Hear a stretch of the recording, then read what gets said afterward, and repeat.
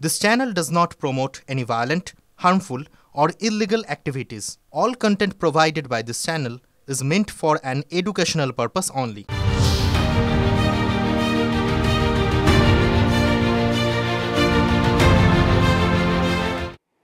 নমস্কার, TV9 বাংলা আপনাদের স্বাগত। ইনফ্যাক্ট আজকে এই মুহূর্তে রাজ্যের বিভিন্ন প্রান্ত থেকে অসংখ্য প্রশ্ন যেগুলো জমাট বেঁধে রয়েছে এবং তার উত্তর দুটোই আজকে TV9 বাংলা স্টুডিওয়। আজকে আমরা এখানে আমাদের সঙ্গে পেয়ে গেছি আমাদের শিক্ষামন্ত্রী ব্রাত্য বসুকে। ব্রাত্যদা, আপনাকে স্বাগত আমাদের সঙ্গে। ব্রাত্যদা, আপনি শিক্ষামন্ত্রী, কিন্তু ব্রাত্যদা বলেই আপনার সাথে কথা বলতে হবে, কারণ এইভাবেই আপনার সাথে এতদিন ধরে কথা বলেছে। তাই বলুন সুবিধা হয়। এই যে আজকে মিটিংটা হলো, এই মিটিংটার জন্য আমার ধারণা গোটা বাংলার চারপাশ থেকে অসংখ্য চোখ টিভির পর্দায় রেখেছিলেন যে কিছু উত্তর দরকার। আমি সেই প্রশ্নগুলো আগে খুব পরিষ্কার করে, একটা সাংবাদিক সম্মেলন হয়েছে মিটিংটার পর, কিন্তু আমি সেখানটার থেকে আমি দেখছিলাম হয়তো কিছু লোকের আরও কিছু প্রশ্ন থাকবে। তা আমি তাদের জন্য, যারা ভীষণ উৎকণ্ঠা নিয়ে বসে রয়েছেন, তাদের জন্য কিছু স্পেসিফিক প্রশ্ন আগে একটু একদম জেনে নিচ্ছি, যাতে তার কাছে ক্লিয়ার হয়ে যায় ব্যাপারটা। প্রথম বিষয়টা হচ্ছে, এদের চাকরি ফেরানোর কোনো রাস্তা আজকের বৈঠক থেকে কি খুলল? দেখুন, এই বৈঠকটা হয়েছে মাননীয় মুখ্যমন্ত্রী মমতা বন্দ্যোপাধ্যায় যখন নেতাজি ইন্ডোরে ওনাদের সঙ্গে চাকরিহারাদের, বঞ্চিত চাকরিহারাদের সঙ্গে যোগ্য, যখন তাদের সঙ্গে মিট করতে চাইলেন। তো তারপর আইনি প্রসেস কিভাবে শুরু করা যায় সেটার একটা আমাদের দপ্তরের উপর দায়িত্ব বর্তায়, যে আমরা কিভাবে এটা এখান থেকে এই জট ছাড়িয়ে সুরাহা একটা করতে পারি, যাতে অন্তত মহামান্য সুপ্রিম কোর্টের কাছে আমরা একটা রিভিউ পিটিশনে যেতে পারি। তো আজকে মূলত সেই জন্যেই আমাদের বসা, যে মহামান্য সুপ্রিম কোর্টের কাছে আমরা পুনর্বিবেচনার জন্য যাব। সেখানে ওনাদের যদি আমাদের কাছে কোনো বক্তব্য থাকে বা কোনো বার্তা থাকে, কোনো সহযোগিতা বা পরামর্শের যদি ওদের কিছু দরকার থাকে, সেই জন্য আমরা আজকে বসেছি। এখন আপনার যেটা প্রশ্ন, যে চাকরি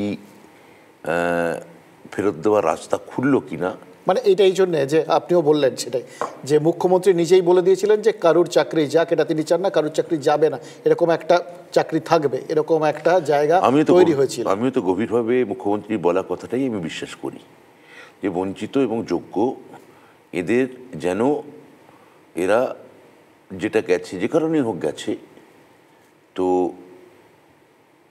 সেইটা যাতে ওরা আবার সেই মর্যাদা ফিরে পান, আমরা সকলে মিলে সেটা প্রাণান্তকরভাবে, প্রাণপণে সেটাই চেষ্টা করে যাচ্ছি। তো প্রায় 2.5 ঘন্টার মিটিং, এটা আমরা হয়তো এক্সপেক্ট করিনি যে 2.5 ঘন্টা ধরে মিটিংটা চলবে, এবং মিটিংয়ের শেষে আপনি যখন বেরিয়ে এসে সাংবাদিকদের মুখোমুখি হলেন, যথেষ্ট রিল্যাক্স লাগছিল। এবং আমার যেটা জানার ইচ্ছে, যে ধরুন মুখ্যমন্ত্রী একটা খুব বড় গলায় একটা অ্যাসিওরেন্স দিলেন তাদের সরকার পাশে আছে, কিন্তু তারপর আমরা যখন গ্রাউন্ড লেভেলে কথা, তাদের মধ্যে কোথাও একটা একটা একটা অস্বস্তি, যে সত্যি কি তাই, সত্যি কি না, সেটার তার কোনো আজকের মিটিং, আমি যেটা জানতে চাইছি, আজকের মিটিংয়ের পরে সেই হতাশা, সেই আনসার্টেনটিটা কতটা কাটলো? আমার ধারণা অনেকটা কেটেছে, কিন্তু আমার এই মনে হওয়াটা চূড়ান্ত নয়। কারণ ওদের কাছে সারাক্ষণ একটা প্রভোকেশন আছে, বিরোধী দলের প্রভোকেশন আছে, যে এবং বিরোধী দলের সেই সব লোকেরই প্রভোকেশন আছে যারা ওদের চাকরি খাওয়ার জন্য মূলত দায়ী। আমরা এই প্রসঙ্গটা একটু পরে আসছি, কিন্তু আমি অনির্বাণের প্রশ্নের উত্তরটা দিইনি। সেটা হচ্ছে যে ওই যে মানে যদি ওরা আজকে আশ্বস্ত হন, এই 24 ঘন্টার মধ্যে সেই আশ্বস্ত হওয়াটা নানা রকম এই উস্কানিতে, প্রভোকেশনে ওটা বদলে যেতে পারে, সেটা অন্যরকম হয়ে যেতে পারে। ওরা আজকে পরিষ্কারভাবে জানিয়েছেন যে যারা অনশন করছেন তাদের মানে যে ছোট অংশটা, তারা ওদের কেউ নন। আমরা এটার মধ্যে মানে অর্থাৎ ওদের মধ্যে একটা বিভাজন আছে, এটাতে আমরা আসছি। আমি খুব স্পেসিফিক আগে জিজ্ঞেস করি, যেটা অনির্বাণদা বলছিল সেটাই আর একটু স্পেসিফিক করে, এদের চাকরি ফিরে পাওয়ার কোনো রাস্তার হদিশ কি আজকে বৈঠকে আপনারা দিলেন?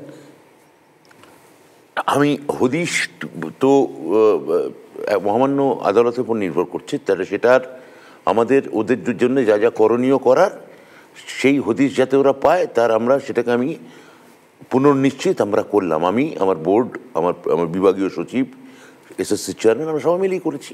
কদিনের মধ্যে এটা একটা মানে সুনিশ্চিত একটা জায়গায় পৌঁছতে পারে বলে আপনার ধারণা? রিভিউ পিটিশন আমরা খুব দ্রুত যাব, ওদের সঙ্গে কথা বলেই যাব। ওরাও রিভিউ পিটিশনে মূলত কি কি বিষয়ে রিভিউয়ের জন্য আপনারা জোরালো একটা আবেদন করবেন? আমরা মূল দাবি আমাদের অবশ্যই, যারা আপনারাই মহামান্য আদালত, আপনার ওখানে আছে যে এরা একদল টেন্টেড আর একদল সাপোজ টু বি টেন্টেড বা কীরকম, আমার টার্মটা আমার মনে নেই। মানে মূল কথা হচ্ছে যে যাদের মানে খাতায় সমস্যা আছে, র্যাঙ্ক জাম্পিংয়ে সমস্যা আছে, ওএমআরে বিকৃতি আছে, আরেকজনের নেই।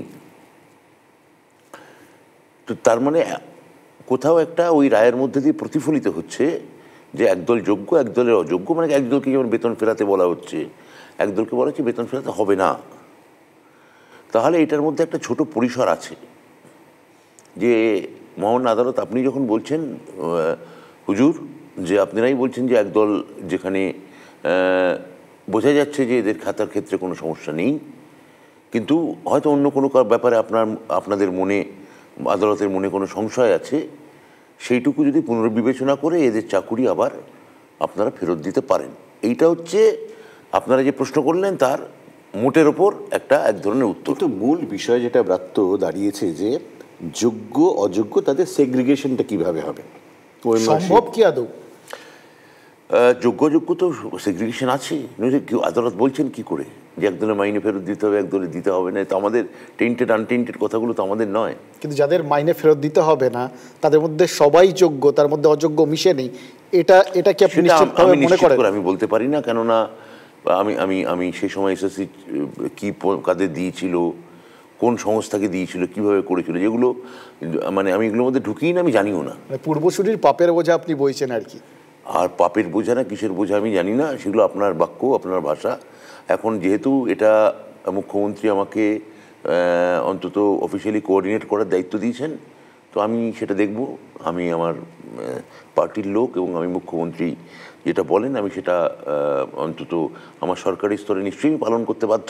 আমি সেই জায়গা থেকে এক মিনিট একটা জেনে নিই যে সেই জায়গা থেকে এই যে যাদের সার্ভিস এখন ব্রেক হলো, আলটিমেটলি তাদের সার্ভিস ব্রেক থাকবে না কারোরই সার্ভিস ব্রেক হবে না? এগুলো দেখুন, এটা তো পুরোটাই নির্ভর করছে মানে রিভিউ পিটিশনে কি রায় হয় তার উপর। মানে রিভিউ পিটিশন যদি আদালত অ্যালাউ না করে তাহলে এদের চাকরি ফিরে পাওয়ার কোনো রাস্তা নেই? কোনো রাস্তাই নেই। এটা তো প্রথমে বুঝে নিতে হবে যে রিভিউ পিটিশন করছি মানে একটি নির্দিষ্ট মহামান্য সুপ্রিম কোর্টের রায়ের ভিত্তিতে তার কাছেই আমরা রিভিউ পিটিশন করছি, যে আপনি আপনার যাদের এই পুরো প্যানেল বাতিল হলো তাদের একটা বড় যোগ্য অংশের জন্য যদি আপনি অনুগ্রহ করে আপনি আপনার রায় পুনর্বিবেচনা করেন, তো চাকরি যদি চলে যায় সেটাও যদি খারিজ হয় তখন আর জানি না কি রাস্তা আছে, তখন সে তো পরের কথা পরে। মানে বিকল্প কিছু আপনারা ব্যবস্থা করবেন এরকম কিছু ভাবনা নেই? প্ল্যান এ, প্ল্যান বি বলেছেন, প্ল্যান সির কথা মুখ্যমন্ত্রী বলেছেন, কিন্তু সেটা তো অবস্থা বুঝে ব্যবস্থা। এখন তো আমার যে হাতে যে লাইফ লাইনটা আছে আমি তো তার পূর্ণ ব্যবহার করার চেষ্টা করব। মুখ্যমন্ত্রী যেটা খুব স্পেসিফিক্যালি সেদিন নেতাজি ইন্ডোরে বলেছেন যে 2 মাস ওয়েট করুন, 2 মাসের মধ্যে আমরা একটা সলিউশন বার করব। ওনার মধ্যে সেই কনফিডেন্সটা ছিল যে ওনার প্ল্যান এ বি সি কিছুটা একটা আছে। পরিষ্কার করে মুখ্যমন্ত্রী সে কথাটা বলেছেন এবং নিশ্চয়ই ওনার মধ্যে সেটা তো মুখ্যমন্ত্রী প্ল্যান। প্রথম কথা হচ্ছে সেটা বড়জোর কিছুদিন পরে মানে এটা আমরা নিজেরা কথা বলবো। মুখ্যমন্ত্রী প্ল্যান কি আমি আপনাকে বলতে পারি? আমার সেই ধৃষ্টতা আছে বলে আমি মনে করি না। মাইনে পাবে এই যারা মানে গত মাসটা অবধি 3 তারিখ অবধি কাজ করেছে, এই যে কথাগুলো আমার মনে হয় যে এটা বিশেষ সাক্ষাৎকার, এক বিশেষ অনুষ্ঠান। আমি জাস্ট এই জন্য কথা সাংবাদিক বৈঠকে একবার আমি বলেছি একটু আগে, তার এখানে পুনরাবৃত্তি ঘটনা আছে বলে আমি মনে করি না। তো একটু স্পেসিফিক বলে দিলে সুবিধা হয় লোকজন। আমি এটা নিয়ে কিছুই বলবো না, কারণ আপনি দেখুন আপনার কোনো দায় নেই, আমার দায় আছে, আমি সাংবিধানিক পদে আছি। আমি এমন কোনো কথা বলতে পারি না যে যেতে কন্টেম্প্ট অফ কোর্ট হয়। তো মুখ্যমন্ত্রী যে কথাটা বলেছেন আমি সেই কথাটাতেই ওদের স্টিক করে থাকতে বলবো, যারা চাকরি খুইয়েছেন, যোগ্য যারা চাকরি খুইয়েছেন। মানে স্বেচ্ছাশ্রম দিয়ে যান আপাতত, ভলান্টারি সার্ভিসটা, ওটা তো আপনার ভাষা। ওটা আমার ভাষা, আপনার ভাষা, এটা মুখ্যমন্ত্রী বা আমার ভাষা নয়। আপনি আপনার ভাষা নিয়ে বলুন না, এতে স্বেচ্ছাশ্রম, মানবপ্রস্থ, আপনি নানা রকম শব্দ বার করতে থাকুন। আপনার ভাষা অনুযায়ী স্কুলের সাথে সম্পর্কটা রেখে যান আর কি, আপনি আজকেও বলেছেন। স্কুলের সঙ্গে তো আমার মনে হয় যে সেটা বলেছি যে ওদের আবেদন করেছি যে আপনার আন্দোলনের পথ ছেড়ে, যেহেতু সরকার আপনাদের সর্বতভাবে সহযোগিতা করছে, ফলে আপনারা স্কুলে যান, স্কুলের সঙ্গে আপনাদের বিলঙ্গিং বাড়ান, আমি সেই কথাটা বলেছি। মুখ্যমন্ত্রী তো একটা ভলেন্টারি সার্ভিসের কথা বলেছিলেন, যে আবেদন ওইভাবে আবেদন, হ্যাঁ হ্যাঁ হ্যাঁ, যে আপনারা স্কুলে গিয়ে আপনারা তো কাজটা কন্টিনিউ তো করতেই পারেন। আমরা দেখছি এই ভলেন্টারি সার্ভিসের ক্ষেত্রে রেসপন্সটা কিরম পেলেন আজকের মিটিংয়ে? ভলেন্টারি সার্ভিস নিয়ে আমাদের সঙ্গে কোনো কথাই হয়নি, মিটিংয়ে কোনো কথাই ওঠেনি, ওরাও তোলেননি, আমিও তুলিনি। ওরা কি ওই মিরার ইমেজ টিমেজ প্রকাশ করা নিয়ে কিছু বলেছে বোধহয়? তো সেটার কি দাঁড়ালো? যেটা দাঁড়ালো সেটা হচ্ছে যে আমাদের ওরা যোগ্য তালিকা যেটা সিবিআই থেকে প্রাপ্ত, সেটা এসএসসি চেয়ারম্যান জানালেন, সেটা ওদের কাছে আছে। উনি একটা আইনি পরামর্শ নেবেন। আমি ওনাকে বললাম আমার দিতে কোনো অসুবিধা নেই, মানে সার্ভার বলছি, ওয়েবসাইটে ডাউনলোড করতে। তো ওরা সেটা পরামর্শ নেবেন, তুলে দেবেন। তারপর মানে এটা কি ওই যে 5,500 যাদের আর কি ওই যাদের বিরুদ্ধে তদন্ত হবে বা যাদের টাকা ফেরত দিতে হবে তাদেরটা শুধু, না পুরো 26,000-এর পুরো ওই মাসে? সবার মিডিয়ার কথা বলেছেন ওরা, আমার তো তাই মনে হলো। হ্যাঁ, তাহলে 26,000 তুলে দিলে তাহলে তো ওখানে দুধ কা দুধ পানি কা পানি হয়ে যাবে। মানে সে কথাটা তো আমি আজকে বলেছি, বলেছি। তাহলে এটা তো একটা বিরাট বড় একটা পদক্ষেপ। মানে এইটার জন্য আমি আবার বলছি, যতক্ষণ না আইনিভাবে আমি এটা লিখিতভাবে না পাচ্ছি, এসএসসিকে বলেছি লিখিতভাবে যদি আপনি পান কোনো আইন সংস্থা বা কোনো বড় লয়ার, তিনি যদি কনসাল্ট করে আপনাকে বলেন, আমরা তুলে দেবো। কিন্তু এটা কোনো আমি আপাতভাবে আমি আইন কিছুই বুঝি না, কিন্তু আমার খোলা মানে সেন্স থেকে আমার যেটা মনে হচ্ছে যে এতে অসুবিধা হওয়ার কথা নয়। মানে যে জায়গাটায় সব থেকে বেশি অস্বস্তিতে আপনাদের পড়তে হয়েছে, যে যোগ্য অযোগ্য কেন বিচার করা সম্ভব হচ্ছে না। সম্ভব আপনার কি মনে হয়? 3বার এসএসসি এফিডেভিট দিয়েছে যে নিশ্চিত হতে পারছি না এইটা হচ্ছে যোগ্য, এইটা হচ্ছে অযোগ্য।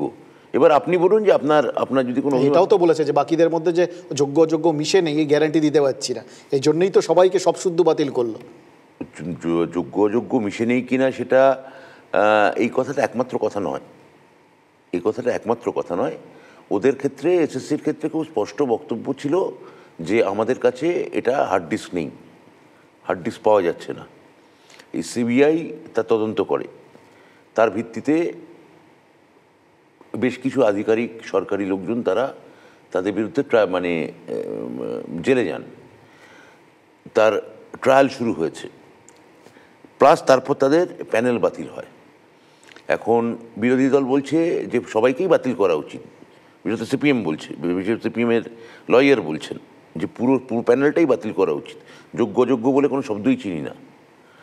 তো আমরা এখনও মনে করছি যে একটা লাইফলাইন আছে, এর মধ্যে সত্যি যোগ্যরা আছেন।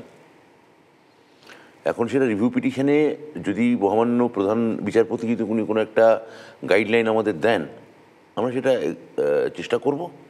রাত খানিক্ষণ আগে আপনি মেনশন করছিলেন যে বিরোধী দলের একটা ইন্টারফিয়ারেন্সের একটা গন্ধ আপনি পাচ্ছেন, প্রবলভাবে আছে। হ্যাঁ, সেটা কি দেখে মনে হচ্ছে? কারণ আন্দোলন তো করবেই শিক্ষকরা, আপনারা কি দেখে নিশ্চিত হচ্ছেন যে বিরোধী দল তো অবশ্যই ঝাঁপাবে একটা রাজনৈতিক কর্মকাণ্ডে যারা? প্রথম কথা যে ওখানে এই বিভাজনটা ওদের কেন, একদল এসে কেন বলছেন যে আমরা অনশন করছি না? এটা তো ভালো, যত বেশি বিভাজিত হবে তত তাদের, আমি সেটা মনে করি না। যারা অনশন করছেন তারা, ওদের বক্তব্য হচ্ছে যে ওরা একটা রাজনৈতিক একটি নির্দিষ্ট দলের মদতপুষ্ট। যারা অনশন করছেন তাদের প্রতি আমার পূর্ণ সহানুভূতি আছে, তারা যে রাজনৈতিক দলের মদতপুষ্টই হন না কেন। হ্যাঁ, কেননা তারা বঞ্চিত এবং যোগ্য, তাদের রাজনীতি আমার থেকে আলাদা হতে পারে।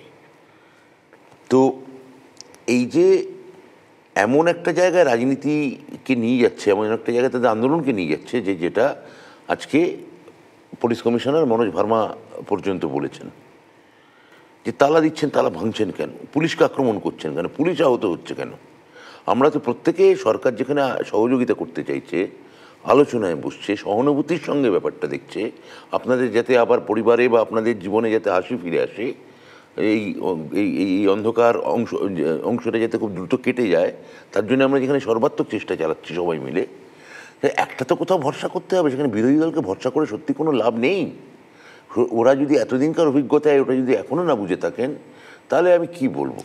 তাহলে আপনার কথাই ঠিক, ওর মধ্যে এখন এই যোগ্যদের মধ্যেও যে অযোগ্য মিশে নিয়ে কে বলছে? আপনার কথাই আপনি যেটা বললেন, তাহলে হয়তো ওটাই ঠিক।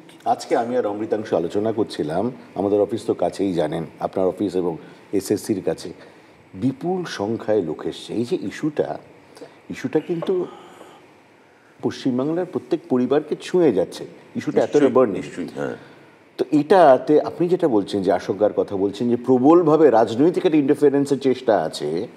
চাকরি তো কেউ দেয়নি, ওরা প্রত্যেকেরা চেয়েছেন যে 4 বছর বা 5 বছরের কোর্টের হিসেব, সেই হিসেব বলছে যে ভাই এরা সবাই মিলে বলেছিলেন যে পুরো প্যানেল বাতিল করো, প্যানেল বাতিল করো। সিপিএম এর লোকজন বললো আর সুপ্রিম কোর্ট বাতিল করে দিল, ব্যাপারটা তাহলে সিপিএম জাস্টিফাইড কথা বলেছে, আপনিই বলছেন। সিপিএম না বিজেপি, সে আমি বলতে পারবো না। আর তাদের কথা শুনে মহামান্য আদালত করেছেন, এটা আপনার ব্যাখ্যা, আমার নয়। হ্যাঁ, আপনি যদি মনে করেন যে আপনার মানে বিরোধী দলের কথা শুনে সুপ্রিম কোর্ট বাতিল করছে, আমি সে কথা, আপনার ব্যাখ্যা, আমি এটা বলিনি। আমি বলতে চেয়েছি যাতে প্যানেলটা পুরো বাতিল হয়, যাতে এরা চাকরি ফিরে, এখনও যাতে ওরা চাকরি ফিরে না পান, তার জন্য একটা কনস্ট্যান্ট প্রভোকেশন আছে, যাতে রাজ্যটা একটু অচল হয়, এই আন্দোলনটা রাস্তায় ঘুরতে থাকে ক্রমাগত। একটু পিছিয়ে নিয়ে যায়, ধরুন 11-র আগে বাম শাসনের সময় এরকম একটা কাণ্ড ঘটলো, তৃণমূল এই ছাত্রদের, এই যে শিক্ষকদের, চাকরিহারা শিক্ষকদের, এদের সঙ্গে নিয়ে আন্দোলনে যেত না? হ্যাঁ, নিশ্চয়ই যেত, নিশ্চয়ই আন্দোলনে যেত। বিরোধীরা গেছেন, ঠিক করেছে না, কিন্তু বাম আমলে আবার এরকম তো কখনো হয়নি যে দুর্নীতি এরকম হয়েছে বলে শোনা যায়। বাম আমলে এরকম কখনো হয়নি যে, যেমন যে ধরা যাক যে আন্দোলন হচ্ছে, যে এখন যেমন যোগ্য শব্দটা শোনা যাচ্ছে, 2006-7 খুব ফেমাস শব্দ ছিল ইচ্ছুক অনিচ্ছুক। কি প্রসঙ্গে? জমি প্রসঙ্গে। এখন চাকরি হারা, তখন জমি হারা। তা একটা উদাহরণ দেখাতে পারেন যে তৎকালীন মুখ্যমন্ত্রী বা অর্থমন্ত্রী বা শিল্পমন্ত্রী নেতাজি ইন্ডোরে সমস্ত জমিহারাদের ডাকলেন, ডেকে বললেন এই হচ্ছে আমাদের ব্যাখ্যা, এই হচ্ছে আমাদের ন্যারেশন, এই হচ্ছে আপনারা ইচ্ছুক, আপনারা ইচ্ছে করলে জমি দেবেন, অনিচ্ছুক আপনারা জমি দেবেন না, তাদের জন্য আমাদের এই প্যাকেজ। একটা উদাহরণ দেখাতে পারবেন? বোধহয় আমাদের না যাওয়া ভালো, কারণ কেন যাবেন? আপনি কেন সিপিএম কে গার্ড করেন আমি বুঝতে পারছি না। আমি একটা বলছি, এটা বিজ্ঞানের পরিভাষায় আপনাদের মধ্যে বিভাজনটা কেন? না, এটা হচ্ছে আপনাদের মধ্যে বিভাজনটা কেন? তো গার্ড করছেন না। না, এটা বিজ্ঞানের পরিভাষায় একটা কথা আছে। আমরা এখনো এক আছি। এতটা ইচ্ছুক কেন? আমরা এখনো এক আছি। আমাদের বিজ্ঞানের পরিভাষায় একটা খুব সুন্দর কথা আছে, জানেন তো, যে আলটিমেটলি আপনি অনেকটা গেলেন, গিয়ে যে বিন্দু থেকে শুরু করেছিলেন সেই বিন্দু থেকে ফিরে এলেন, তাহলে আপনার স্মরণটা 0। এবার এই যে আপনি বললেন ওখানে জমি হারা, ইচ্ছুক অনিচ্ছুক, ওখানে তখন বাম আমলে তারা মুখ্যমন্ত্রী বসেননি, খুব অন্যায় করেছেন, তা বসলেন, বললেন। হ্যাঁ অবশ্যই, আপনি বলছেন নিশ্চয়ই বসা উচিত ছিল। হ্যাঁ, আপনি ভেবে যখন বলেছেন, তাতেও জমি কেউ ওই অর্ধেক ঠিকঠাকভাবে পেয়ে ওইখানে না কারখানা হয়েছে, না এখন তাতে চাষ হচ্ছে। আর ঠিক একইভাবে এখানে নেতাজি ইন্ডোরে বসার পরেও যদি এরা চাকরিটা ফিরে না পান, আবার যদি আমি তো নেগেটিভে যেতে চাইছেন, যদি ফিরে না পান কি হবে? আমি বলছি যে ফিরে পাবেন না কেন, সে চেষ্টা করবো না কেন? ঠিক, এটা যদি প্রথমে মানে এই যোগ্য অযোগ্যটা বিভাজনের চেষ্টাটা করা হতো, তাহলে কি এটা আরো বেশি সুবিধা হতো না, যাতে চাকরিটা না যায়? যোগ্য অযোগ্যের বিভাজনের চেষ্টা নিশ্চয়ই হয়েছে। এসএসসি তাহলে এবিডিপিটা দিল কেন? ওরা তো বলতে পারতো যে আমরা সিবিআই দেওয়া তালিকা মানি না, সিবিআই এর লিস্ট আমরা মানি না। এটা কি এসএসসি বলেছে? বলুন। সুপ্রিম কোর্ট ওদের দেওয়া তালিকাটা তাহলে মানলো না কেন? কেন সবার চাকরিটা চলে গেল? সুপ্রিম কোর্ট কেন মানলো না? এটা তো আপনি অসম্ভব প্রশ্ন করছেন আমায়। এইসব প্রশ্নে কোনো মানে নেই। আচ্ছা, এটা এই গোটা গল্পটার মধ্যে এই সাম্প্রতিককালে আমরা একটা শব্দ শুনিনি, দুর্নীতি। আদৌ দুর্নীতি বলে কোনো কিছু হয়েছিল এটা? সেটা তো মানে মহামান্য প্রধান বিচারপতি রায়ের 2-3টে জায়গায় আছে। তাহলে যেটা উনি ওনার রায়ে বলছেন সেটাই বা আপনি আমি কন্টেম্প অফ কোর্ট করি কী করে? সেটাকে আমি অস্বীকার করি কী করে? আপনি উল্টো কথা আমায় দিয়ে বলাতে চাইছেন কেন? আপনার এতে কি লাভ? লাভ তো নেই। আমি যদি কন্টেম্প অফ কোর্ট হয়, আপনার কোনো লাভ নেই। আমরাও সবাই মিলে একই চিন্তা করছি যে সত্যি এতগুলো মানুষের চাকরি গেল। চিন্তা না, মিডিয়ার এটা ভাবা যায় না ওরা যাতে চাকরিটা ফিরে পায়। আমি আবার বলছি, মমতা বন্দ্যোপাধ্যায় ছাড়া, আমাদের সরকার ছাড়া কেউ চিন্তা করছেন না। সে তো বটে। এটা নিয়ে, এটা বিশ্বাস করুন, গোটা পশ্চিমবঙ্গের কারুর এটা নিয়ে কোনো সংশয় নেই। আপনাদের সরকার ছাড়া আর কেউ চিন্তা করছেন না, এবং চিন্তা করেছেন বলেই আজকে এই 26,000 আপাতত চাকরিহীন, তাদের নিয়ে চিন্তা ভাবনা হচ্ছে, আলোচনা হচ্ছে, এত কিছু হচ্ছে, এখনও লোকে স্বপ্ন দেখছেন আর কি। বাম আমলে একটা চিরকুটের গল্প শুনে মুখ্যমন্ত্রীও নেতাজি ইন্ডোরে বলেছেন, চিরকুটে চাকরির একটা গল্প শুনে আপনিও দু একবার হয়তো মেনশন করেছেন, কবে করেছেন আমার ঠিক স্মরণে নেই। তো তখন একটা ইনিশিয়েশন হয়েছিল যে এই চিরকুটে যারা চাকরি পেয়েছে তাদের আইডেন্টিফাই কেন করা হবে না, তারাও তো সেই অর্থে ওটা এক ধরনের দুর্নীতি তো নানা প্রকারের হয়। তো সেই চিরকুটে চাকরি পাওয়ার বিষয়টাও তো অনেকটা সিমিলার, নেতার ঘনিষ্ঠ হওয়ার সুবাদে চাকরি পাওয়া। না, সেটার কি কোনো তাদের কি উইচ হান্টিং না হলেও তাদের চাকরি যখন যে সময়টা হচ্ছে তার মূলত কম্পিউটার আসেনি, কারণ কম্পিউটার বিরোধিতা ছিল তখন। অর্থাৎ এই যে এখন একটা এই যে সার্ভার শব্দ বলে কোনো শব্দ ছিল না, ওয়েবসাইট বলে কোনো শব্দ ছিল না, তাদেরও তো ভাগ করা গেল না। কোথায় কিসে ভাগ করা গেল? এই মানে কে সত্যি সত্যি ভাগ এরকম করা গেছে, গন্ডগোল। এক্ষুনি বললাম তো, ভাগ করা গেছে, 3বার এফিডেভিট দিয়েছে। আপনি বিশ্বাস করছেন না সেটা? না, আমি বিশ্বাস করিনি, কোর্ট বিশ্বাস করেন। কোর্ট বিশ্বাস করলে আমাদের বিশ্বাস করে কি এসে যায়? কোর্ট বিশ্বাস করলে তো সত্যি যাদের চাকরিগুলো ঠিক তারা বিশ্বাস করেনি, এটা ঘটনা, এটা সত্য। কোর্ট বিশ্বাস করেননি। সে কেন করেননি, করলে ভালো হতো কি না করলে ভালো, সেই তর্কে, সেই জটিল মানে ধাঁধার মধ্যে ঢুকে কোনো লাভ নেই। তবে আমাদের একটা জিনিস মনে হয়, যদি সত্যি বাম আমলে মানে ঠিক আমরা যেরকম মিডিয়া চিন্তা আছে, আমরা এখানেই চাকরিহীনদের নিয়ে, চাকরি যাওয়া নিয়ে চিন্তা করেছি, কেন চাকরি গেছে সেটা নিয়ে চিন্তা করেছি, ঠিক একইভাবে যদি বাম আমলে ওই রকম চিরকুটে দুর্নীতি করে চাকরি হয়ে থাকে সেটা নিয়েও আমাদের আপত্তি আছে, এবং আমরা দৃঢ়ভাবে বিশ্বাস করি তার প্রত্যেকটা লোককে বার করে দেওয়া উচিত, কারণ তাদের জন্য কিছু যোগ্য লোক চাকরি পাননি। সেটা আপনারা একটু অবশ্য দয়ার বশবর্তী হয়ে বা কিছু, প্রথমে তার স্লোগানই দিলেন যে আমরা বদলা নয় বদল চাই, কিন্তু এটা তো বদলা না, এটা তো দুর্নীতিবাজ কিছু লোককে, অযোগ্যের একটা ব্যাপার আছে, ইচ্ছুক অনিচ্ছুকের একটা ব্যাপার আছে, ইচ্ছুক অনিচ্ছুক নেই, যোগ্যর একটা ব্যাপার আছে।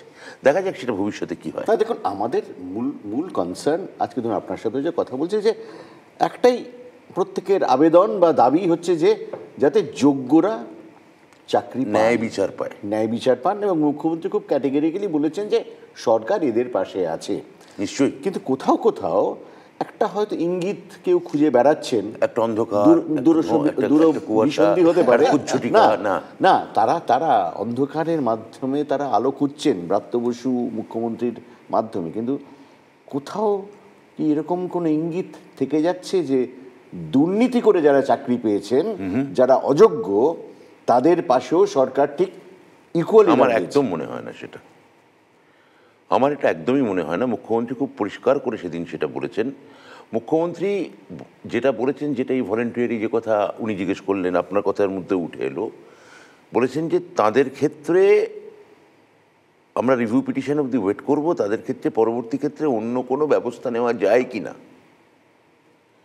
সেটা দেখব, কিন্তু তাদের পাশে আছে সরকার একেবারে না। অযোগ্যদের পাশে একদমই নেই, নেই, গুড নেই। এটা খুব ক্যাটেগরিক্যালি আমরা শুনতে চাইছি। খুব মানবিক জায়গা থেকে যেটা বলেছেন, যেটাকে নিয়ে এই ভলেন্টারি আপনার যে প্রশ্নগুলো একটু আগে করলেন, স্বেচ্ছাশ্রম, ভলেন্টারি ইত্যাদি ইত্যাদি ইত্যাদি, সেটা আমার ধারণায় উনি যে আদালতের রায় চুকে বুকে যাক, আদালতের রায়ের মানে আমি বলতে চাইছি পুনর্বিবেচনার রায়, রিভিউ পিটিশনের রায় চুকে বুকে যাক, তারপর ওদেরটা নিয়ে ভাববো। আপনি তো একজন শিক্ষক, উনি সবাইকে চাকরি দিতে চান। হ্যাঁ, সেটা উনি বলেছেন যে আমি কারোর চাকরি যাক, আমি জীবনে কারোর চাকরি খাইনি। ইনফ্যাক্ট সেটা তো যখন ওই সুপার নিউমারি পোস্টগুলো ক্রিয়েট করা হয়েছিল, সেটা তো সবাইকে যাতে চাকরি দেওয়া যায় সেটা দেখুন, সেটাও তো আবার সিবিআই দিল।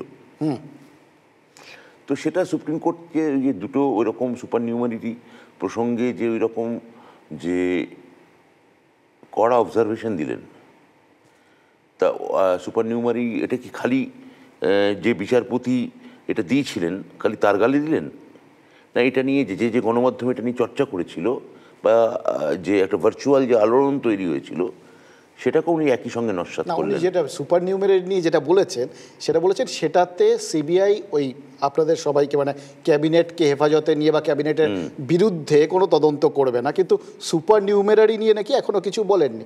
সেইটা নিয়ে কি হবে না হবে সে তো না, সুপার নিউমারি নিয়ে যেটা বলেছেন সেটা আবার হাইকোর্টে শুনানি আছে। আচ্ছা, হ্যাঁ। সুতরাং ওটা নিয়ে এক্ষুনি আমাদের আমাদের ওটা নিয়ে কথা বলার মতো জায়গায় আমরা কোনো কথা বলতে পারি না।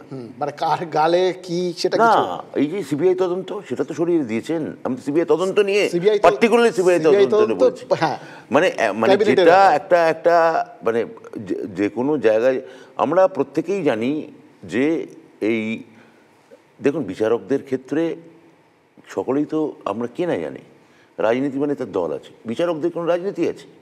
একদম নেই। বিচারক মানেই তারা হচ্ছেন নিরপেক্ষ, নির্মোহ, তাদের কোনো রাজনৈতিক পক্ষপাত নেই। এমনকি আমার ধারণা বিচার ব্যবস্থা ছেড়ে দেওয়ার পরেও নেই। রঞ্জন গগৈ, অহিত গাঙ্গুলি, এদের কি কোনো পক্ষ ছিল? পক্ষ ছিল না। কিন্তু যেই মুহূর্তে বিচারপতি পদ থেকে সরে দাঁড়ালেন তখন হয়তো কী করেন, কাজ নেই, একটা ভালো জায়গায় যেতে তো হবে। ফলে একটা প্রশাসনিক জায়গা থেকে ওরা আসলে রাজনৈতিক জায়গায় যুক্ত হলেন। তবে আজকের দিনে বিচারপতিরা নির্মোহ থাকতে পারছেন নির্মোহ না। তো, নির্মোহ, থাকতে নিরপেক্ষ, পারছে। কে না জানে এটা। আমি তাদের সম্মান করি। তবে এই সুপ্রিম কোর্টের এবারের মানে এই যে বেঞ্চটা, এই বেঞ্চটার দুটো রায়, একটা আপনাদের প্রবল স্বস্তি দিয়েছে, একটা প্রবল অস্বস্তিতে ফেলেছে।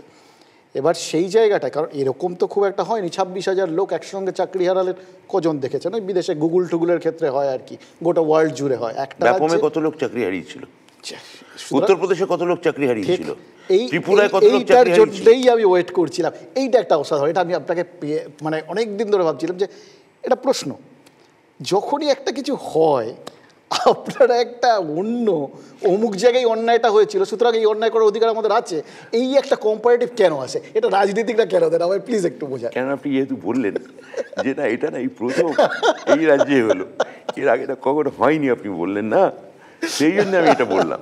দেখুন না না, তৃণমূল যেটা বলেছে পরিষ্কার কথা। আপনি প্রশ্ন করলেন যে এটা আগে কোথাও ভূভারতে কোথাও হয়নি, আমি বললাম এখানে এখানে হয়েছে, ব্যাপমে হয়েছে। ও তাহলে আপনি বলছেন, আবার আপনি বলছেন যে কেন 26,000 টিচারের ব্যাপমে 26,000 টিচারের চাকরি গেছিল। গেছিল কি যায়নি? 26,000 টিচারের চাকরি গেছিল। কজন খুন হয়েছিল? 26,000 টিচারের চাকরি গেছিল এইরকম ভাবে। ওই পুরো তদন্ত প্রক্রিয়া চলাকালীন আপনি বলুন নিরপেক্ষ সংবাদদাতা হিসেবে কতজন খুন হয়েছিল? ব্যাপমও অত্যন্ত অন্যায় হয়েছিল, এখানেও হয় না, সেটা একটা কথা। কিন্তু আপনি বলতে পারেন না, এটা আপনি যখন বলেন তাহলে ঠিক আছে, এটা মেনে নেবো, অবশ্যই নিশ্চয়ই মান। বাস ঠিক আছে, তাহলে ব্যাপম অন্যায়। এটা যদি অন্যায় হয়, এটা যদি আপনি যদি বলেন একমাত্র পশ্চিমবঙ্গে মমতা ব্যানার্জির সময় হয়েছে, এর থেকে বড় হাস্যকর আর কিছু কথা নেই। ত্রিপুরা কার সময় হয়েছিল, কোন সরকারের সময়? হ্যাঁ, সব জায়গায় আছে। তাহলে অন্য প্রসঙ্গে করি যে ব্রাত্য তো একজন আর কি মূলত একজন শিক্ষক। আপনার কি কোথাও খারাপ লাগছিল যখন টিভির পর্দায় দেখছিলেন যে একটা সংঘর্ষ হচ্ছে পুলিশ এবং কোথায়? পুলিশের সঙ্গে, এসএসসি অফিসে পুলিশের সঙ্গে সংঘর্ষ হচ্ছে শিক্ষকদের? এটা তো আমরা খুব একটা দেখি না, শিক্ষকের আন্দোলন আমরা জানি একটা। খুব আমার খারাপ লাগছিল, তার থেকেও খারাপ লাগছিল যখন নেতাজি ইন্ডোর স্টেডিয়ামের বাইরে শিক্ষকদের মধ্যে হাতাহাতি হচ্ছিল, কে যোগ্য কে অযোগ্য, কে ভেতরে ঢুকবে। তাহলে আমার মনে হয় যে কথা উনি বলছিলেন, যারা ওখানে অশান্তি পাকিয়েছেন নেতাজি ইন্ডোরে, ওখানে কি অশান্তিপূর্ণ একদল লোক ছিলেন, তাদের মধ্যেই একটা অংশ কসবায় গেলেন। আমি পুলিশের সঙ্গে সংঘর্ষ, পুলিশ যেটা করেছে, স্বয়ং পুলিশ কমিশনার এটা নিয়ে কথা বলে দিয়েছেন। এখানে আমার আর অতিরিক্ত কথা বলার কিছু নেই। ব্যক্তিগতভাবে আপনি যদি জিজ্ঞেস করেন আমার খারাপ লেগেছে, কিন্তু আমি যেহেতু প্রসেসটার মধ্যে আমি জড়িয়ে আছি, আমি যেহেতু নেতাজি ইন্ডোরে ছিলাম এবং আমি নিজের চোখে দেখেছি ওখানে কি হচ্ছে আর কি। গন্ডগোলের জায়গাটা কোথায় জানেন তো, যে শিক্ষকরা আন্দোলন করছেন যে দাবি নিয়ে, সেই দাবির সঙ্গে আপনি বা সরকার সহমত, তো সংঘর্ষের প্রশ্নটা কোথায় আসে সেটাই তো ধরতে পারছি না। কারণ এরা চাকরি চাইছেন যোগ্যরা, আপনারা বলছেন যোগ্যরা চাকরি পাবেন, সরকার পাশে আছে, তো সংঘর্ষের জায়গাটা কোথায়? আমি যেটা প্রথমে বললাম যে তাহলে আমার একটা রাস্তা হতে পারে, আমাকে অবিশ্বাস করুন, আমি ভুয়ো প্রতিশ্রুতি দিচ্ছি, এটা একটা হতে পারে। আপনি ডিআই অফিসেও যাবেন, একই সঙ্গে বিকাশ ভবনে চিঠি লিখে আবেদন জানাবেন যে আপনার সঙ্গে আলোচনায় বসতে চাই। আমার ডিআইকে যদি তালা বন্ধ করে ওখানে রেখে দেন আর তারপর বলেন যে আমি আপনার সঙ্গে আলোচনায় আসুন বসি, এটা তো দুটো কন্ট্রাডিক্টরি। একটা হতে পারে যে আপনি আন্দোলন করুন,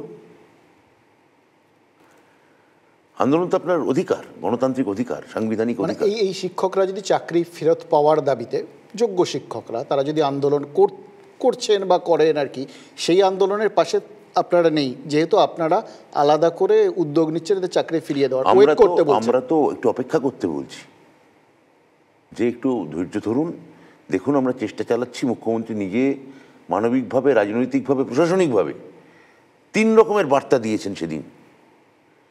তাহলে এটাকে একটু ডিপেন্ড করতে আপনাদের কি আছে? আমার মানে বিনীত জিজ্ঞাসা এইটুকুই। তো সেই জায়গাটাতে দাঁড়িয়ে মানে ধরুন তারপরে যেটা হলো, সত্যি তারা আন্দোলনের কথা ভাবলেন, হয়তো তাদের ভাবনা চিন্তা তো সবার একরকম হয় না, তাদের মনে হচ্ছিল উস্কানি থাকতে পারে, সেটা যা খুশি আপনি যেরকম ভাবে দেখেন। আছে তো ওরাই বললেন আজকে, আচ্ছা, গণমাধ্যমের সামনেও বলেছেন, আমি সেটা শুনেছি, যে এই অনশন টনশন করার পক্ষে আমরা নেই, আমাদের একটা ছোট অংশ এটা করছে, রাজনৈতিকভাবে মদতপুষ্ট হয়ে করছে। মানে আমার কাছে যে প্রতিনিধি দলটা ছিলেন তারা বলছেন যারা ওখানে ছিলেন। আপনি প্রেস কনফারেন্সে একটা কথা বলছেন এটার সাথে সম্পর্কিত, যেটা আমরা আলোচনা করছি এখন, যে একটা বিভাজন ওদের মধ্যেই আছে, সেটা আপনি মেনশন করেছেন প্রেস কনফারেন্সে। সেটা একটু কি আমরা জানতে পারি যে বিভাজনের ব্যাপারটা কি? বিভাজন মানে খুব সহজ, একদল সরকারকে বিশ্বাস করছে না, ছোট অংশ, আর একটা বড় অংশ সরকারকে বিশ্বাস করছে। এখন আমি আপনাকে মানে বিশ্বাস করি এই কথাটা বলার পর আমাদের ডায়ালগ ফুরিয়ে যায়, কিন্তু আমি আপনাকে বিশ্বাস করি না, এইটাকে যদি কেউ এক্সপার্টাইট করাতে চান তখন তাকে নানা রকম পন্থা নিতে হয়। এরা আবার যে ছোট অংশটা বিশ্বাস করেন না, তারা আবার এদের, যাতে এরা অবিশ্বাসীর দলে চলে যায়, ইচ্ছুক অনিচ্ছুকের মতো বিশ্বাসী থেকে অবিশ্বাসী হয়, তারা সেটার জন্য একটা প্রয়াস চালাচ্ছে। ধরুন আমার মনে হলো যে আজকে তারা, আপনি যে প্রশ্ন করলেন জাস্ট উত্তর দিনই, যে ওরা আজকে দাঁড়িয়ে ক্যাটেগরিক্যালি এটাই বলতে চাইলেন যে আমাদের যে ছোট অংশটা আছে সেইটার ফাঁদে আমরা পা দেবো না, এইটা বোধহয় বলতে চাইলেন, বোধ হয়। আমি পরেরটা নিয়ে জিজ্ঞেস করছিলাম যে ধরুন সত্যি ধরে নিচ্ছি, উস্কানি হোক বা যাই কিছু হোক, যারা আন্দোলন করছিলেন তারা চাকরি হারা এবং তারা শিক্ষক, হ্যাঁ, এবার তারপর তাদের ওপর লাঠি চললো, তাদের লাথি খেতে হলো, এটা যখন দেখছিলেন শিক্ষক হিসেবে আপনার প্রতিক্রিয়া? বললাম এক্ষুনি, আমাকে উনি এই প্রশ্নটা করেছেন যে সেটা কি করে ভালো লাগতে পারে, সেটা ভালো লাগেনি, কিন্তু সেটা নিয়ে আমাকে আপনি জিজ্ঞেস করে আপনি কি করবেন? এটা তো মানে পুলিশ কমিশনার এটা নিয়ে কথা বলেছেন, এটা নিয়ে আমাদের এডিজি ল অ্যান্ড অর্ডার কথা বলেছেন। আমি অনুভূতিটা ন্যাচারালি ওরা যেটা বলেছেন তারা ওনাদের জায়গা থেকে, সেটা যুক্তি নির্ভর, কারণ যেহেতু আমার ব্যক্তি অনুভূতি, যেহেতু আমার ব্যক্তি অনুভূতি, আপনারা যেভাবে কম্পার্টমেন্ট করছেন যে একটা শিক্ষামন্ত্রী, প্রশাসনিক লোক এবং ওই দপ্তর আমার নয়, কিন্তু আপনি একজন অধ্যাপক, আপনার ব্যক্তিগত হৃদয় কতটা উন্মোচিত হলো সেটা একটু অন্তত জানান। হ্যাঁ, মানে সংবেদনশীল ব্যক্তিদের তো ন্যাচারালি হয়, প্লাস আপনি শিক্ষক, তো সেটা নিয়ে আমি আমার মনে হয় খুব স্পষ্ট করে উত্তর দিয়েছি যে নিশ্চয়ই যে কোনোভাবেই পুলিশকে মারা উচিত নয়, কোনোভাবেই পুলিশ কর্মীও মানুষ, অধ্যাপকরাও মানুষ, শিক্ষকরাও মানুষ, তো শিক্ষকদেরও মারা উচিত নয়, ছাত্র হয়ে অধ্যাপকদের গায়ে হাত দেওয়া উচিত নয়। হ্যাঁ, এই সবই তো আমি বলেছি, আমি আবার বললাম। এবং আপনি অনেকগুলো মানে খুব স্পষ্ট ভাষায় বলছিলেন, যেরকম বললেন যে অন্য দপ্তরের বিষয় নিয়ে আপনি বলবেন না, মানে পুলিশ সংক্রান্ত ব্যাপারে আপনার বলার কথা না, সেটা অন্য স্বয়ং পুলিশ কমিশনার কথা বলছেন, রাজ্য প্রধান আধিকারিক কথা বলছেন, সেখানে আপনি বলছেন তার উপর একটা ফুটনোট দিতে, এটা আমার কাজ নয়। বলুন। শিক্ষক ব্রাত্য বসু, প্রশাসনিক একটা দপ্তরের প্রধান ব্রাত্য বসু, কখনো কি লড়াই চলে যখন এরকম শিক্ষকদের এরকম ইস্যু তো হয়নি? আর এটা বলার উদ্দেশ্যই যে আজকে রাজনৈতিক জীবনে আপনার ব্রাত্য বসুর জীবন, এটা কি সব থেকে টাফেস্ট ইনিংস?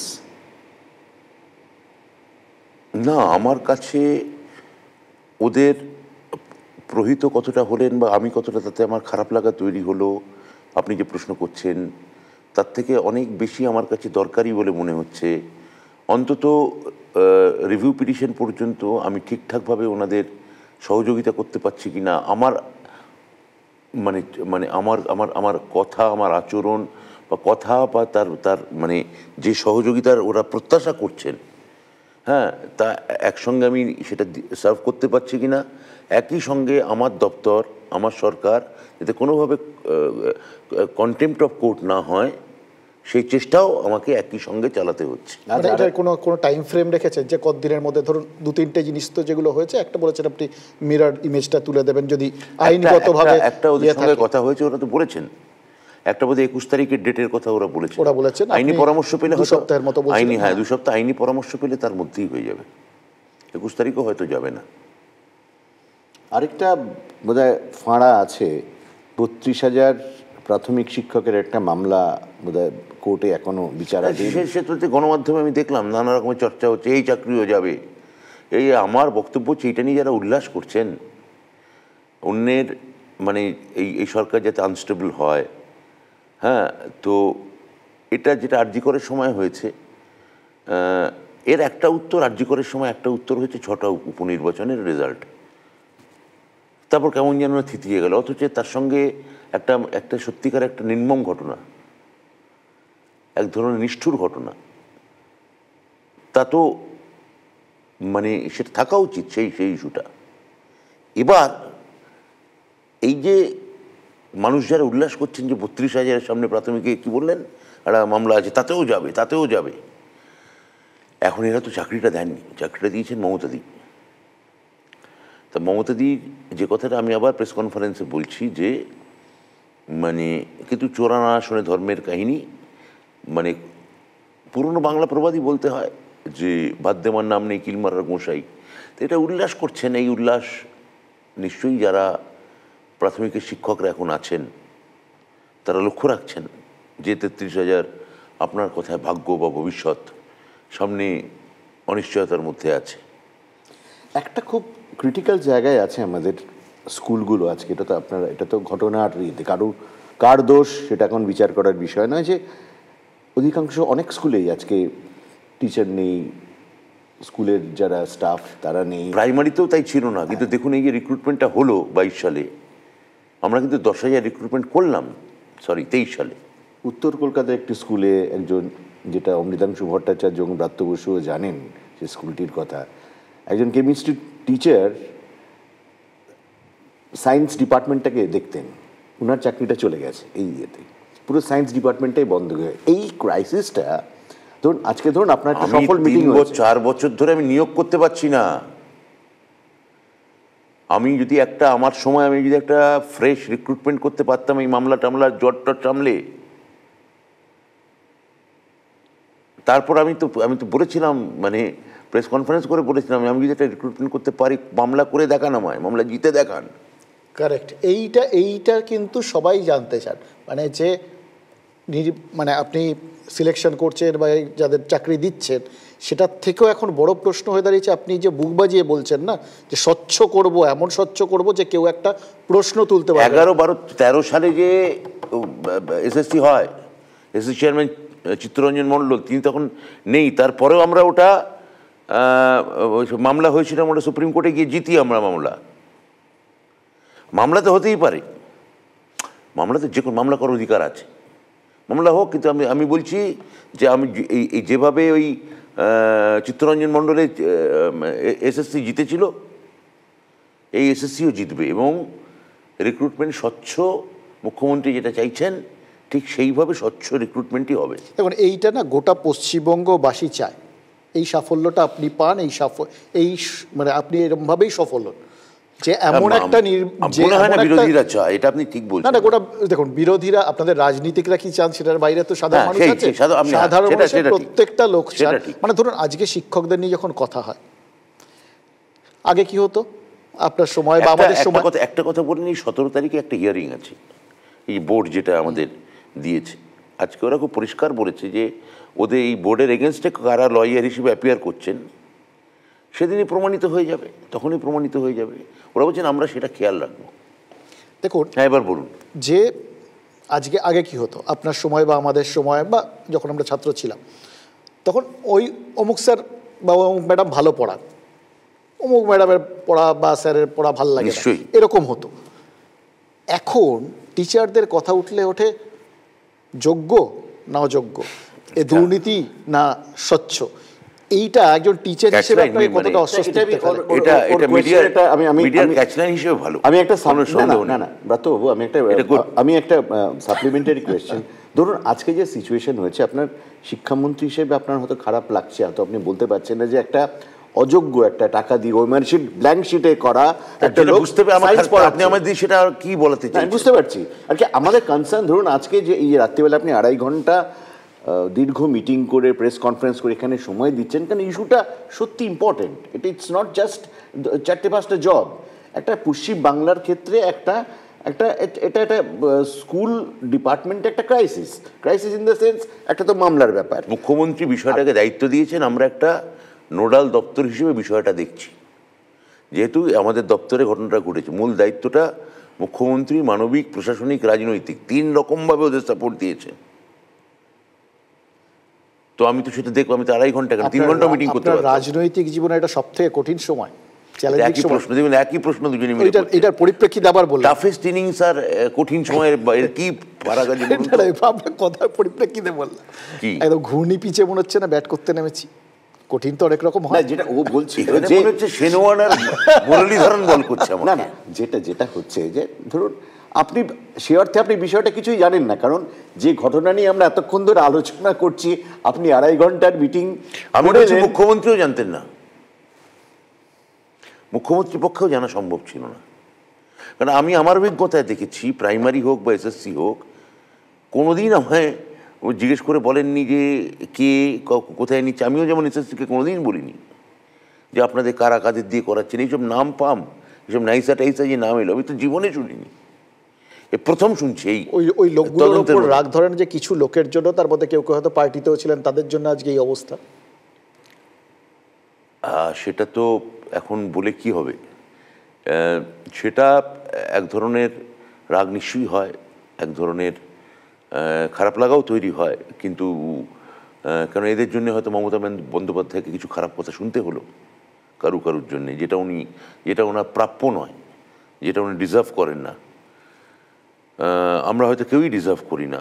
এটা নিয়ে তো আমার সহকর্মী ফিরাদ হাকিম কিছুদিন আগে একটা মন্তব্য করেছেন, যা খারাপ লাগা তৈরি হয়, আমাদের এদের শুনতে হয়, কিন্তু এটা বাস্তব, এটাকে অ্যাকসেপ্ট করতে হবে, এটাকে মেনে নিতে হবে। তারপরে দুটো ধরুন চ্যালেঞ্জ আপনার সামনে। এক হচ্ছে মামলাতে তো যা ভবিতব্য সেটা তো সুপ্রিম কোর্টের রিভিউ পিটিশনের কি হবে সেটা। আরেকটা হচ্ছে যে অ্যাটলিস্ট 30 এপ্রিল অবধি, যতদিন না গরমের ছুটি পড়ছে, স্কুলগুলোকে চালু রাখা।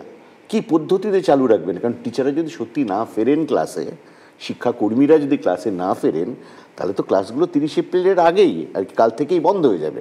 তো সেই চ্যালেঞ্জটা আপনারা কীভাবে ওটা মিট আপ করছেন? আমি তো সেই জন্যই বারবার আবেদন করছি যে আপনারা ক্লাসটা করুন, এবং এর মধ্যে বেশ কিছু 30 তারিখ ছুটি পড়ছে, তার মধ্যে আজকে হচ্ছে 10 তারিখ, এর মধ্যে বেশ কিছু ছুটি আছে। তো সত্যি কয়েকদিন অসুবিধা হবে। মাধ্যমিক উচ্চ মাধ্যমিকের রেজাল্ট বেরোনোর দেরি হতে পারে, বা খাতা দেখা কোনো দেরি হবে না। যে সময় ওরা পর্ষদ এবং সংসদ ঘোষণা করেছিল, খাতা দেখা নিয়ে কোনো অনিশ্চয়তা নেই, ওরা সেই সময় বার করবেন। আমি কথা বলেছি, পর্ষদের সঙ্গে কথা বলেছি, মানে মাধ্যমিক পর্ষদ এবং উচ্চ মাধ্যমিক শিক্ষা সংসদ, কোনো সমস্যা নেই।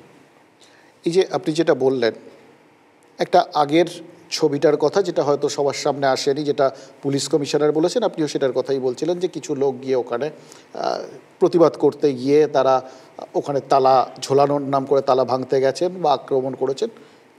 ঠিক আপনারা যেরকমভাবে বলছেন, এটার পাশাপাশি ওই একজন শিক্ষক লাথি খাচ্ছে, এটা গোটা বাংলায় একটা রিপারকেশন তৈরি করেছে বলে আপনি মনে করেন? এটা খারাপ হয়েছে। এটা মানে আপনি ওমপ্রকাশ মিশ্র কথা বললেন কি না, মানে দুটোই বলছেন? সবই টিচারদের মার খাওয়াটা, যে কোনো টিচারের মার খাওয়া খারাপ, একদম, হ্যাঁ, কোনো সন্দেহ নেই এতে, পুলিশই মারুক বা ছাত্রই মারুক। এবং তারপরে ধরুন আজকে আবার হঠাৎ করে দেখা গেছিল যে এই তদন্তগুলোতে সেই ভদ্রলোকেরই নাম যিনি এই গোটা ঘটনাটা ঘটিয়েছিলেন, পরে অবশ্য সেটা সংশোধন করা হয়েছে। একটু সতর্ক হলে এগুলো মানে সবই অস্বস্তিকর জায়গায় আপনাদের ফেলে দিচ্ছে আর কি। কোনটা? ওই যে এসআই লাঠিটা মেরেছিলেন বলে বলা হচ্ছিল, এবং যার ইয়েটা ওটা আমি বেরোনোর সময় দেখলাম, আমি আসলে সারাদিন এটা নিয়ে ব্যস্ত ছিলাম, আমি ঠিক এটা নিয়ে আমি অতটা খেয়াল করিনি। 2.5 ঘন্টার যে মিটিংটা হলো, আপনাকে যখন বেরিয়ে এসে আমরা দেখলাম সাংবাদিক সঙ্গে যথেষ্ট রিল্যাক্সড এবং টেনশনের কোনো ছাপ ছিল না, ইউজুয়ালি থাকে না আপনার, কারণ আপনি অভিনয় জগতে একজন দিকপাল। কিন্তু এই 2.5 ঘন্টার মিটিং আপনার কি কোথাও মনে হয়েছে যে সরকার যে পদ্ধতিতে এগোচ্ছে বা যেভাবে প্রবলেমটাকে সলভ করতে চাইছে খুব ইতিবাচক, কোনো অন্তরায় আছে এদের মধ্যে? তারা কি এদের মধ্যে মানে এই যারা ছিলেন মিটিংয়ে ছিলেন না, দেখুন ওদের কি মনে হয়েছে, ধরুন 2.5 ঘন্টার মিটিংয়ে তো না, আমাদের কি 2.5 ঘন্টা মানে সলিউশন বেরোচ্ছে না, হয়তো তীব্র বাদানুবাদ হচ্ছে, টিআরপিতে ক্রমশ পিছিয়ে পড়ছেন, নানা রকম কথাবার্তা হচ্ছে, কিন্তু এখানে তো একটা স্পষ্টত আমরা একটা সবাই মিলে ওদের সহযোগিতার একটা বার্তা দিয়েছি। সেটা আপনি যে প্রশ্নটা করলেন, ওদের কাছে সেই প্রতিক্রিয়া কি হয়েছে, আমার ধারণা ওরাও তো বেরিয়ে, আমি নিজে দেখেছি ওরা একটা প্রেস কনফারেন্স করছে, কিন্তু তখন যেহেতু আমরা আমাদের একটা সাম আপ করছিলাম, ওরা ঠিক কী বলেছেন আমি শুনিনি। আমি নিজে ধারণা ওরা ইতিবাচক, ওনারা পজিটিভ, এবং আমি ওদের কিন্তু একটা কথা আমাকে একজন সাংবাদিক বললেন, ওরা বলেছেন যে এখনও আশ্বস্ত হওয়ার কোনো জায়গা নেই। সত্যিই নেই। চাকরি কি ফিরে পেয়েছেন? চাকরি তো ফিরে পাননি। ওরা একটা লাইফ লাইন চাইছেন, সরকার একটা লাইফ লাইন দিতে সর্বতভাবে হাত বাড়াচ্ছে, বিষয়টা এইখানে দাঁড়িয়েছে। আশ্বস্ত ওরা এখনও হননি, আমি ওদের সম্পূর্ণভাবে আশ্বস্ত করতে পারবো না, কিন্তু আমি ওদের অনুরোধ করেছি যে দেখুন এইভাবে আমরা আপনাদের সহযোগিতা এইভাবে আমরা করতে পারি, হ্যাঁ আপনার আশায় বুক বাঁধুন, আর ততদিন আপনারা এই ধরনের ধ্বংসাত্মক আন্দোলন থেকে দূরে থাকুন। যে কথা ওই উনি বললেন, তালা টালা ভাঙা ইত্যাদি ইত্যাদি ইত্যাদি আপনি বললেন, তারপরে বলেছি, যাই হোক, কিন্তু সেটা আমার একটা কথা বলুন, দুটো ঘটনা সাম্প্রতিককালে, ধরুন তিলোত্তমার মৃত্যুর পরের ঘটনাটা এবং এই যোগ্য অযোগ্য মানে এই চাকরি যাওয়ার ক্ষেত্রে ঘটনাটা, দুটো ক্ষেত্রেই সরকারের ভূমিকা ইতিবাচক ছিল। প্রথম ক্ষেত্রেও সরকার ধর্ষক বা খুনির শাস্তি দাবি করেছিল, এক্ষেত্রেও যোগ্যদের চাকরি থাকুক এটা সরকার বলেছে, দুটো ক্ষেত্রেই মানুষজনের আমি আরজি করের ঘটনা নিয়ে এটা নিয়ে এত চর্চা হয়েছে, এটার মধ্যে আমি ডুববো না, ঠিক আছে? আমি আমার দপ্তরে আমি ওটাতে ঢুকতে বলছি, আমি আমার দপ্তরে কনফাইন থাকতে চাই। বেশ, আমি শুধু একটাই বলার চেষ্টা করছি, যেহেতু এন্ড অফ দ্য ডে আপনি এখন রাজনৈতিক ব্যক্তিত্বও বটেন, কোথাও গিয়ে সেখানে যেরকমভাবে মানুষজন নেমেছিল কিছু স্বতঃস্ফূর্ততা ছিল, কারণ তখন কোনো রাজনৈতিক বিরোধিতাও ছিল না, আপনাদেরও সেটা কখনো বিরোধিতা করেননি সেটার ক্ষেত্রে। এক্ষেত্রেও আমরা আজকেও যত লোক দেখছিলাম যারা নেমেছেন রাস্তায় আর কি, কোথাও গিয়ে সাধারণ মানুষ এটার সঙ্গে সম্পৃক্ত হয়ে যাচ্ছেন, বিচলিত হচ্ছেন মনে হচ্ছে আপনার? আমার মনে হয় যে এর মধ্যে অনেকেই শিক্ষকদের বাইরে রাজনৈতিকভাবে তাদের পক্ষ আছে, এবং সে পক্ষটা তৃণমূলের পক্ষে নয়। সেটা আরজি করের ক্ষেত্রেও অনেককে দেখে আমার মনে হয়েছে যে লোকসভায় তার কিছুদিন আগে লোকসভার রেজাল্ট বেরিয়েছে, তৃণমূল 29টা সিট পেয়েছে। বাংলাদেশে তারপর ওই রকম একটা ঘটনা ঘটেছে 5ই অগস্ট। বাংলাদেশের ঘটনাটা একটা বড় ইম্পেটাস ছিল আমার মনে হয়েছে, হ্যাঁ। আর লোকসভায় আমরা যে 44% ভোট আমরা পেলাম, আমাদের বিরুদ্ধেও তো 41% না 40 পয়েন্ট সামথিং কত একটা ভোট আছে। তাদের একটা বড় অংশ নেমেছিল যারা ভেতরে ভেতরে এই সরকারের প্রতি বিরূপ বিদ্বিষ্ট এবং সরকারের বিরুদ্ধে ভোট দিতে চায়, তাদের একটা বড় অংশ এই ঘটনা নেমেছিল। সেটা এখনও এখানে নেমেছে বলে আমি মনে করছি না। আমি যেহেতু সকলেই আশা করছেন, আপনি যেটা বললেন যে যোগ্য বঞ্চিতরা চাকরি ফিরে পাবে, এটা অনেক সাধারণ মানুষও এখনও ভাবছেন। না, প্রসঙ্গটা যখন উঠলো, ধরুন এই বছরটা তো একটা ক্রিটিক্যাল বছর, সেই অর্থে ক্রিটিক্যাল বা ক্রুশিয়াল সমস্ত বছর না, কারণ কারণ 1 বছরের মধ্যে একটা ইলেকশন। ও আচ্ছা, হ্যাঁ 26 সেই বছরে এই বছরের ঘটনা প্রবাহ ইলেকশনকে নির্বাচনের মতো হবে, দেখবেন প্রভাবিত করবে কি করবে না আমরা 5 বছর পর আসবেই। হ্যাঁ, আপনি চান বা না চান নির্বাচন হবে। না, কোথাও কি একটা আশঙ্কার জায়গা আপনাদের আছে যে এই যে চাকরিহারা শিক্ষকদের সিম্প্যাথি ওয়েভ একটা ক্রিয়েট করবে পশ্চিমবাংলার বিভিন্ন ভোট কেন্দ্রে, এবং তাতে তৃণমূলের অস্বস্তিকর, আমি হারাহারি। তার মানে কি আপনি মনে করেন এই চাকরি তাদের চলে যাওয়ার ক্ষেত্রে নির্বাচনটা কি তাহলে একটা ফ্যাক্টর ছিল, যে এই বছর যাতে তৃণমূল আর একটু বিপাকে পড়ে? সুপ্রিম কোর্টের জাজমেন্ট নিয়ে আর কি বলবো আমরা, বলুন?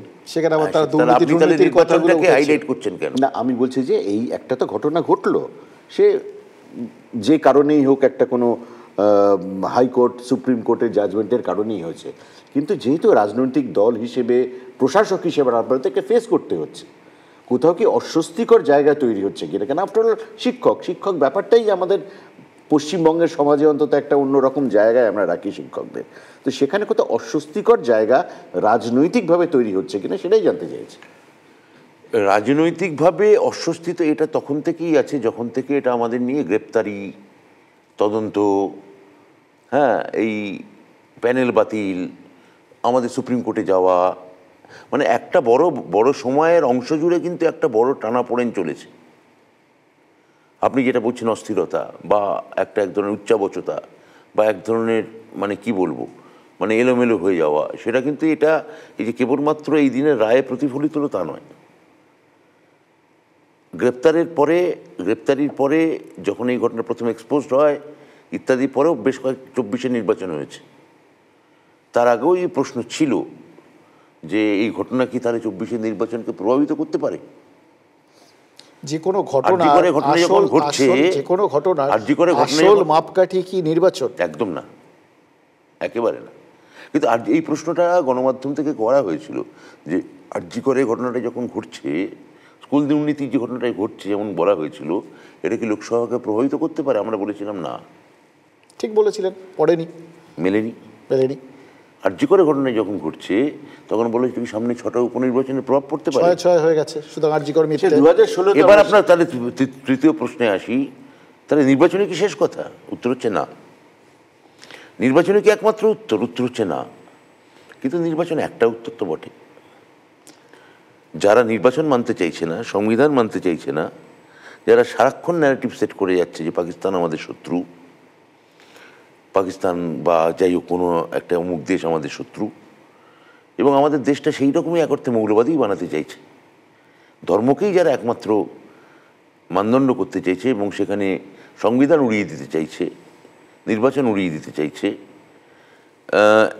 সমস্ত ভারতবর্ষ গেরুয়া পতাকায় ছুপিয়ে দিতে চাইছে, সেখানে দাঁড়িয়ে আমরা এখনও যে গণতান্ত্রিক সহিষ্ণুভাবে আপনার প্রশ্নের উত্তর দিচ্ছি, এখানে তো আর যাই হোক উত্তরপ্রদেশের মতো, ওই উত্তরপ্রদেশই বলতে হয় যে সাংবাদিকদের উলঙ্গ করে পেটানো হয় না। এটা আমাদের সৌভাগ্য, এটা তো মানতেই হয়। মানে আমি তো মনে করি যে সৌভাগ্য নয়, তার থেকে আপনাকে কন্ডেম করা উচিত যে এটা আপনার একজন সহকর্মীকে যেভাবে আপনি আমায় বলছেন। আমরা অবশ্যই করেছি এইগুলো নিয়ে সংবাদ মাধ্যমের কোনো, দুদিন আগে আমার সংবাদ মাধ্যমের আমার সহকর্মীর কলার ধরা হয়েছিল, সেটাও কন্ডেম করেছি, খুব খারাপ। হ্যাঁ, কিন্তু এটাকে দেখিয়েছেন আমার মনে হয়। হ্যাঁ, দেখিয়েছি, সবকটা দেখিয়েছি আমরা। এই উত্তরপ্রদেশের ঘটনাটা দেখিয়েছেন একদম।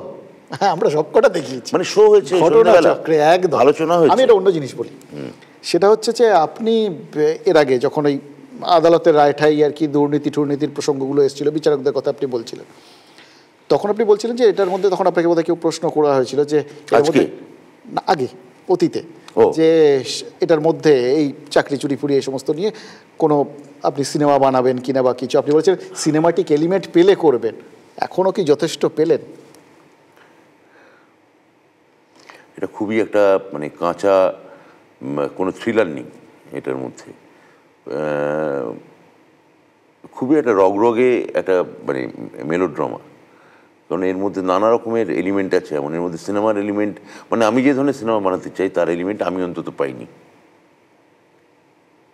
এই রাজনীতির থেকে ফের একবার শিক্ষকতায় ফিরে যাওয়ার, আর ফিরবো কোথায় বলুন না, আপনি তো জানেন আমি ভলেন্টারি রিটায়ারমেন্ট নিয়ে ফেলেছি।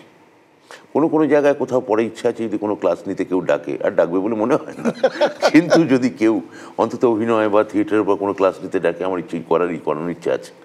আমার শেষ প্রশ্ন, অমৃতাংশ থাকতে পারে শেষ, আমার শেষ প্রশ্ন, যে এই যে 2.5 ঘন্টার মিটিং, এটা তো টেনশন, 1.5 ঘন্টার অপেক্ষা, 1.5 ঘন্টা অপেক্ষা, তারপর ধরুন 12 জন ঢুকবেন, 8 জন ঢুকবে, জবে থেকে এই সুপ্রিম কোর্টের অর্ডারটা এসছে, একটা তো টেনশন, আমরাও এটার মধ্যে খুবই টেনশন, মানে আমার তো খুবই, মানে যাই হোক বলুন। তো আপনার কি মনে হয় কোনো সময় মনে হয়েছে এই, কারণ এই আগের প্রসঙ্গ যে অন্য লোকের পাপের ফসল আমাকে কাটতে বলা হয়েছে, বা পাপ যদি আমি নাও বলি, তার একটা কৃতকর্মের দায়িত্ব আমার ঘাড়ে এসে পড়েছে, বাবা এই দপ্তর বাদ দিয়ে অন্য কোনো দপ্তর হলে খুব ভালো হতো, ট্যুরিজম ডিপার্টমেন্টটা বেশ ভালো ছিল, এরকম কি কখনো মনে হয়েছে যে আর পারছি না?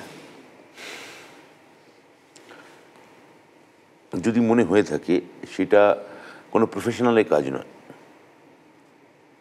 ফলে আমার যদি ওই ধরনের কোনো অনুভূতি এসেও থাকে কখনো কখনো, যে আসেনি তা নয়, কিন্তু আমার প্রফেশনাল পেশাদার মন আমাকে বলেছে যে এই সব মানে ভাবালুতাকে গুরুত্ব দিও না,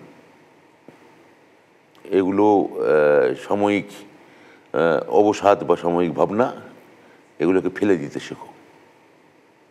রাত্রি সারাদিন হয়তো খাওয়াও হয়নি আপনার, খিদে কন্ট্রোল করতে আপনারা তো খাওয়ালেন, সে তো সুন্দর অল্প। হ্যাঁ, না এগুলোর আমি বলেছিলাম আমার প্রশ্ন নেই, আমার সত্যি আর প্রশ্ন নেই, আমার শুধু একটা আবেদন আছে। দেখুন আমরা অনেক কিছু অনেক বিষয় নিয়ে ডাইনে বায়ে তো কথা বললাম, যেখান থেকে শুরু করেছিলাম, সত্যি অসংখ্য মানুষ এখনও টিভির সামনে বসে আছেন খুব ডেফিনিট একটা আপনার কাছ থেকে বক্তব্য শোনার। তারা তাদের হয়তো কারুর স্ত্রী, কারুর বাচ্চা, সবাই মিলে বসে আছেন, পরপর 26,000 ফ্যামিলি, এটা একটা মারাত্মক একটা কিছু আপনার কাছ থেকে পজিটিভ শোনার জন্য বসে আছেন। আপনি কি বলেন? আমি আশাবাদী, আমি এখনো মনে করছি যারা যোগ্য এবং বঞ্চিত তাদের পাশে যথাযথ আইনি প্রতিরক্ষা দিতে, আইনি সহযোগিতা দিতে, এবং মুখ্যমন্ত্রী যে বার্তা তাদের দিয়েছেন সেই বার্তাকে আমি ক্যারি ফরওয়ার্ড করতে আমি আমার মনে হচ্ছে আমাদের পুরো দপ্তরটাই বা এসএসসি বা বোর্ড, আমরা সবাই মিলে এটাই আমরা মানে আলো দেখতে পাবো, আমার ধারণা। খুব বেশি বলতে চাই না, আমি খানিকটা বলতে পারেন মানে সোজা একটাই শব্দে যে অযোগ্যদের সরিয়ে যোগ্যদের তাদের যোগ্য সম্মানটা ফিরিয়ে দেওয়ার জন্য আমি আশাবাদী, খুবই আশাবাদী, তীব্রভাবে আশাবাদী। কিন্তু এটা তো বুঝতেই পারছেন যে এটা মহামান্য সুপ্রিম কোর্টের ব্যাপার। আমাদের মনে হয়, আমি যেটা ওনাদেরও আজকে বলেছি, যে ঠিক পথে এগোনোটাই এখন আমাদের ঠিক কাজ হবে। আগামী 2 সপ্তাহ আমাদের সেই ভরসাই থাকবে, খুব ইম্পর্টেন্ট, খুব ইম্পর্টেন্ট। 2 মাস অপেক্ষা করতে দোষ নিয়ে আমাদের। আপনাকে সত্যি অনেক ধন্যবাদ যে এইরকম একটা সময়, এত এরকম মিটিং এর পর এসে আমাদের সঙ্গে আপনি সময়টা দিলেন। অনেকগুলো নিয়ে কথা বললাম, কিন্তু সত্যি কথা বলতে কি মানুষজন এই প্রশ্নগুলোই খুব বেশি করে চাইছিলেন। যেটা লাস্টে বললাম, ওই একটাই হয়তো প্রশ্ন, চাকরি কি ফিরে পাবো, যোগ্য যে সম্মানটা সেটা ফিরে পাবো, আর সমাজে আমরা ওই যে সম্মান নিয়ে শিক্ষকরা থাকেন সেভাবেই ভবিষ্যতে মাথা উঁচু করে চলতে পারবো কিনা। খানিকটা উত্তর পেলেন কি পেলেন না, কিন্তু একটা জিনিস নিশ্চিতভাবেই পেলেন যে ওনারা সচেষ্ট এবং 2 সপ্তাহ অপেক্ষা করতে বলেছেন। সুতরাং আমরা ধরে নিচ্ছি যে আগামী 2 সপ্তাহ অত্যন্ত গুরুত্বপূর্ণ। আপনাকে অনেক ধন্যবাদ আমাদের সময় দেওয়ার জন্য। নমস্কার।